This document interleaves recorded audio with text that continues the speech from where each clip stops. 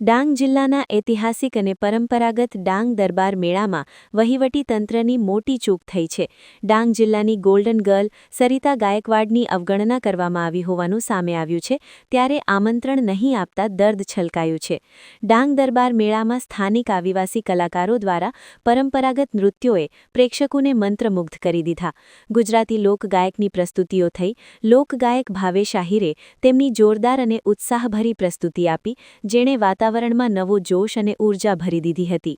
જે આ રીતે આજે થર્ડ દિવસ છે ડાંગ દરબારનો, જે અમારા ડાંગના લોકો જે બધા રાહ જોતા હોય કે હોળીનો પર્વ, જે ડાંગ દરબાર મેળો જે વર્ષોથી ઉજવવામાં આવી રહ્યું છે, અને જે હું પણ દર વર્ષે રાહ જોતી હોઉં કે ક્યારે આવે હું મેળામાં જાઉં, અને હું દર વર્ષે આવતી જ હોઉં છું. તો હું આજે આવીને મને ઘણું સારું લાગી રહ્યું છે કે આ રીતે બહુ સરસ મજા આવતી છે. હું ખરીદી કરવા આવી છું.